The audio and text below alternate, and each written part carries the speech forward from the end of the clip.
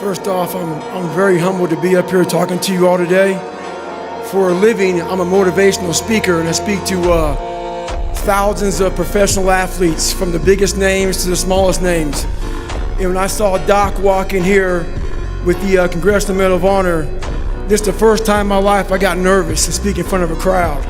That's how much I respect this man up here. I was reading about this man back in the day, so I'd like to thank the VFW very much for giving me this award. It means more to me than anything I've ever received in my entire life. I'd like to thank my grandfather, Sergeant Jack Gardner, who is now deceased. This would be the happiest day of his entire life. I'd like to thank my mom up here, who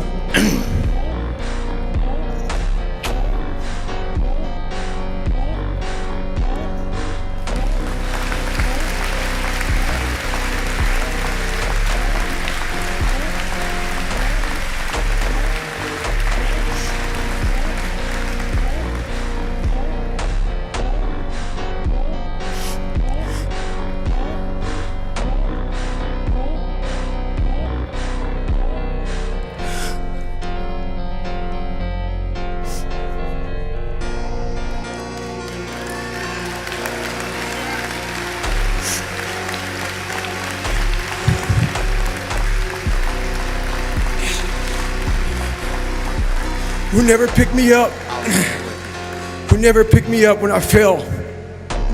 She taught me how to get up when I was knocked down. I'd like to thank my uncle for always being there for me. I'd like to thank all of you out here who fought in these wars. You have no idea how big of a deal this is to me. I was not always this strong guy you see.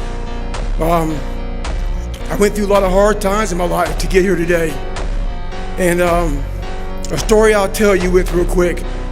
I tried once to get in the Air Force to be an Air Force pararescueman, and I quit for fear of the water. I was 175 pounds. I left the Air Force 4 years later at 300 pounds. I went from 175 to 300 pounds. There's a long story in there on how that came to be. But I sat around and read a book on the Medal of Honor. And those guys, all I wanted to be was an uncommon man. In my whole life, I was not that. Much worse than that. I read stories about men like you, Doc, who had the courage to jump on grenades and stuff like that. So I came home one day from working at a job called Ecolab, where I sprayed for cockroaches. I made $1,000 a month, weighing 300 pounds. And I got home and I watched a show on Discovery Channel of guys carrying boats and logs, Navy SEAL training. And I decided to make a change in my life. And I called the recruiter up, and he asked me these questions. He had to meet a certain age, like a certain height and weight limit. I was 6'1" and 300 pounds. He laughed at me. 7 other recruiters laughed at me. One recruiter finally said, "Come on in, I'm too busy to talk to you on the phone." He didn't know how much I weighed. I walked in the recruiter's office and he looked at me and he said, "You're fat and you're black." I said I wanted to be a Navy SEAL. I didn't know there'd only been 35 African American Navy SEALs at that time in over 70 years. He said I basically had to lose 106 pounds in less than 3 months because of my age. I was getting too old. I came back 3 months later, 106 pounds lighter. Thank you.